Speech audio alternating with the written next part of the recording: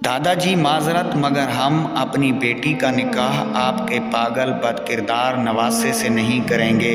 सुरैया अपनी नफीस शाल बाएं हाथ से संभालते हुए दादाजी के सामने ज़िंदगी में पहली बार बोली थी। सुरैया, आपका कोई हक नहीं बनता किसी पर बोहतान लगाने का।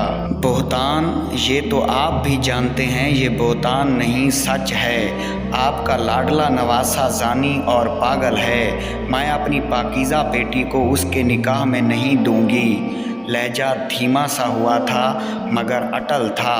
किश्वा को बुलाओ, मुझे अपनी पोती पर पूरा यकीन है, वो मेरा मान नहीं तोड़ेगी।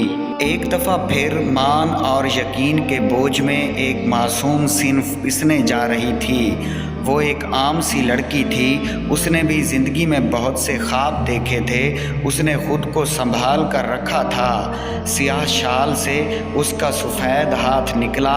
ऐसे लगा उसके हाथों पर मौजूद लकीरें उसका मजाक उड़ा रही हैं। दाऊद अलीम, जिसके पास से गुज़रते हुए उसकी जान निकलती थी, क्या वो उस शख्स के नाम अपनी पूरी ज़िंदगी कर सकती थी? वो पलटी मगर आखिरी जुमले पर रुक गई।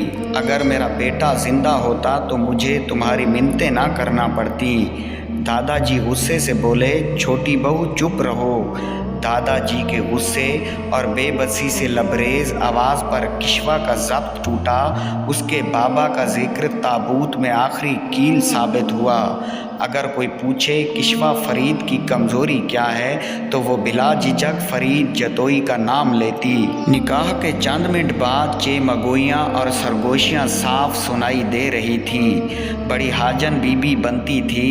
एक जानी से निकाह हो रहा है इसका। तंज से लबरेज आवाज़ उसके कदम डगमगा गई। उसने चौंक कर अपने साथ बैठे अपने शौहर को देखा जो मुसलसल ज़मीन की तरफ खौफनाक आंखों से घूर रहा था और अगले ही लम्हे वो जहर की गोलियां खाकर अबदी नींद सो गई। मुअज़्ज़िज़ नाज़रीन, आपसे एक ही दरख्वास्त है कि प्लीज़ हमारे इस छोटे से चैनल को ज़रूर सब्सक्राइब कीजिएगा।